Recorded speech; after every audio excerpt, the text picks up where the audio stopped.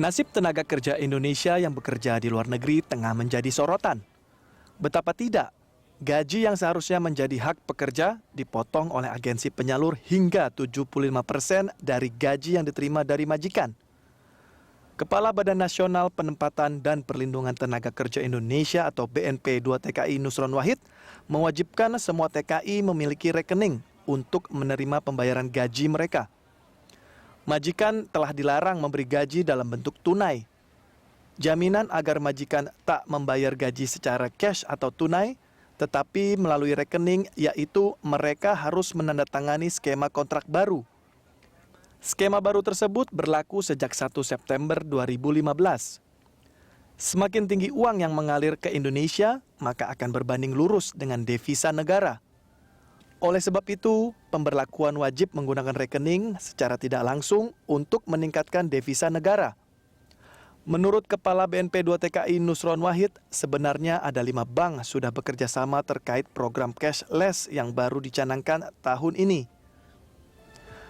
Badan Nasional Penempatan dan Perlindungan Tenaga Kerja Indonesia atau BNP 2 TKI mencatat para tenaga kerja Indonesia atau TKI mengirimkan uang sebanyak 800 juta US dollar atau sekitar 11 triliun rupiah ke keluarganya di kampung halaman. Uang kiriman tersebut diperoleh dari sebanyak 3.863.767 TKI yang legal tiap bulannya. Untuk meningkatkan kesejahteraan TKI, BNP 2 TKI memiliki sejumlah program, misalnya berusaha mendorong kenaikan gaji TKI di luar negeri. Menurut Kepala Badan Nasional Penempatan dan Perlindungan Tenaga Kerja Indonesia atau BNP 2 TKI Nusron Wahid, kenaikan gaji TKI seperti di Taiwan dari 15.840 NT dolar naik menjadi 17.000 NT dolar atau setara 7,4 juta rupiah. Di Singapura semula 500 US dollar naik menjadi 550 US dollar atau naik sekitar 10%. Di Arab Saudi yang semula gaji 1.000 real wajib dinaikkan menjadi 1.800 real atau setara 6,8 juta rupiah. Ya, bersama kami di studio telah hadir narasumber Direktur Eksekutif Migrant Care Anis Hidayah dan mantan buruh migran Siti Badriah. Selamat siang Mbak Anis dan Mbak Siti. Siang. Ini kalau misalnya kita biasanya memikirkan berapa ya upah yang pantas untuk PRT di rumah kita gitu. Ya. Ternyata kalau buruh imigran yang di luar sana mereka justru malah tidak mendapatkan hak yang layak seperti itu. Karena menurut informasi itu ternyata dana yang mereka dapat ataupun gaji mereka dapat itu ternyata ada potongan Sudah juga. Dipotong, iya betul. Nah, Dan itu sampai dia. 75%. Nah, kita harus tahu nih ini modus-modusnya seperti apa nih. Iya. Ya, kita harus tanyakan langsung. Kemudian nanti sebelum saya kembali saya ke Mbak Siti dulu ya. Mbak Siti dulu pengalamannya waktu menjadi TKI udah kemana aja nih Mbak Siti? Saya ke Malaysia dan ke Brunei Darussalam. Berarti sudah berapa tahun tuh Mbak Siti dari awal sampai 4 tahunan lah. 4 tahunan ya. Nah, menurut Mbak Siti waktu itu pembayaran ataupun gaji yang Mbak Siti terima itu dipotong? Saya kan berangkatnya itu nggak mengeluarkan biaya ya, tapi akan potong gaji selama saya bekerja di Malaysia maupun di Brunei Darussalam. Di Malaysia saya bekerja 9 bulan itu ikut agen ya resmi, maksudnya saya memegang dokumen gitu. Selama 9 bulan saya sama sekali nggak dapat gaji. Tapi saya waktu di Indonesia itu kontrak. Tanda tangan kontrak itu 4 bulan gaji, saya akan tidak terima gaji sama sekali. Setelah 4 bulan baru bisa terima gaji. Tapi waktu itu emang saya nyatanya 9 bulan belum bisa. Tapi 9 bulan nggak dapat gaji nih Mbak Siti. Itu memang sudah ada tanda tangan dulu, Diketahui oleh Mbak Siti sendiri atau enggak sebetulnya? Yang saya ketahui 4 bulan, 4 bulan gaji, memang saya nggak terima gaji sama sekali selama saya bekerja di Malaysia.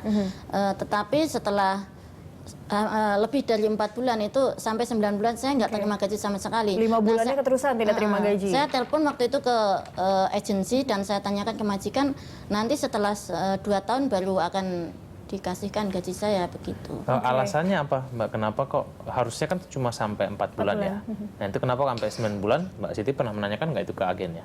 Ya karena itu saya harus membayar ke agensi itu. Jadi karena saya berangkatnya kan nggak Tidak mengeluarkan biaya. Oke. Nah, Mbak Anis, apa yang terjadi sebenarnya seperti ini? Apakah si TKI-nya ini sebenarnya ditipu dari awal oleh agen karena 4 bulan seharusnya tidak mendapat gajinya? Ternyata keterusan nih sampai 9 bulan. Sementara Mbak Siti juga tidak membayarkan apapun kepada agen. Yang seharusnya terjadi itu seperti apa? Dari TKI harus membayarkan sejumlah biayakah? Atau seperti apa yang juga dilakukan oleh agen kepada TKI-nya? Ya, sebenarnya ini kebijakan biaya penempatan yang dibuat oleh pemerintah itu memang membebani.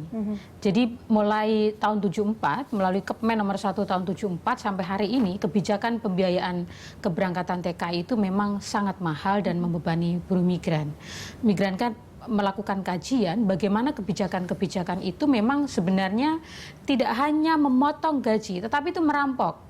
Kenapa? Misalnya seluruh biaya penempatan itu diatur dengan keputusan Menteri Tenaga Kerja atau keputusan Dirjen Kemenaker gitu. Tetapi untuk seorang TKI yang mau ke Taiwan misalnya, mereka sampai harus dipotong gaji selama 16 bulan dengan periode kontrak kerja 2 tahun atau 3 tahun gitu. Jadi persis sekitar 100 juta itu gaji mereka teralokasi atau terpaksa dialokasikan untuk membayar biaya penempatan, sehingga hampir seluruh TKI itu sebenarnya terkena debt bondage gitu ya, jeratan hutang karena biaya keberangkatan yang mahal. Dari struktur kebijakan pembiayaan TKI itu yang paling mahal adalah masa training, di mana charging dari agen ke buruh migran itu sangat mahal. Seperti ke Hong Kong itu ya, itu hampir 11 juta itu untuk biaya selama di penampungan, dan itu harus dibayarkan 7 bulan potongan gaji. Kalau menurut Kepmen misalnya hanya 14 juta, tetapi buruh migran kan tidak membayar cash ya kepada agen, tetapi lewat cicilan potongan gaji. Nah, ini yang liar, tidak diatur secara terkontrol oleh Kemenaker. Ini yang melakukan pemotongan semuanya dari agen ya Mbak Anis ya? Agen di 2 negara, baik PT yang ada di sini maupun agen yang ada di luar negeri. Tidak adakah kemudian aturan yang baku begitu kalau misal memberangkatkan ataupun penetapan itu harganya yang dipatok hanya 4 bulan misalnya ataupun 5 bulan, atau memang besaran yang akan dipotong perjanjian ini tergantung dari TKI dan juga agen tersebut? Nggak ada aturan yang mengikat sebetulnya? Jadi sebenarnya aturan yang mengikat adalah kebijakan Dirjen Kemenaker tentang biaya penempatan. Jadi biaya penempatan itu seluruh negara diatur berapa besarannya gitu. Tetapi bagaimana kemudian agen mengambil biaya itu kepada TKI itu yang tidak diatur, sehingga agen semau-maunya kemudian menerapkan mekanisme potongan gaji. Jadi sampai 7 bulan, sampai bahkan 16 bulan, ada yang 4 bulan gitu. Nah, itu besarannya beragam gitu. Seperti di Hong Kong itu 100%, persis 7 bulan itu TKI kerja bakti tidak terima karena seluruh uangnya itu harus dibayarkan ke agen. Makanya masa-masa pemotongan gaji itu adalah masa paling rentan bagaimana buruh migran mengalami eksploitasi dari majikan karena harus bertahan. Di awal ya, pada saat datang dipotong beberapa bulan. Itu yang terjadi. Itu aja. Betul. Mbak Siti, kemudian hak apa lagi kemudian yang diserabut gitu ya dari majikannya? Iya, kalau PRT itu kalau di Malaysia belum dapat itu hari libur. Cuti nggak dapat sama sekali. Bahkan waktu itu saya di Malaysia itu sempat sakit ya, itu pun nggak dikasih istirahat. Sakit pun harus bekerja. Tapi kalau masalah mengenai pembayaran setelah 9 bulan itu akhirnya dibayar full, nggak ada potongan-potongan lagi, nggak ada? Nggak, setelah saya 9 bulan saya nggak terima gaji, akhirnya saya melarikan diri dari agensi, dari majikan. Tapi yang terpenting Mbak Siti sebenarnya tahu tidak sih jumlah yang harusnya dipotong, yang dibebankan oleh Mbak Siti itu berapa? Sampai Mbak Siti tahu ini sudah berlebihan ini. 4 bulan. 4 bulan. Karena saya tanda tangan jumlah uang yang seharusnya Mbak Siti bayarkan ke agen, yang makanya itu harus dipotong di gaji Mbak Siti itu berapa nominalnya Mbak Siti tahu? 4 bulan, selama 4 bulan dan 1 bulannya itu kan 300 ringgit waktu itu. 300 ringgit kali 4, 1.200 ringgit. Harusnya itu, karena saya tanda tangannya 4 bulan itu. Itu yang harus diterima atau itu yang diambil? Itu yang harus saya bayarkan. Tetapi nyatanya setelah saya 9 bulan bekerja pun saya nggak terima sama sekali. Bisa jadi 2 kali lipat dari itu jadinya yang dipotongkan. Betul sekali. Seenaknya begitu aja ya, langsung mengambil dari TKI ya.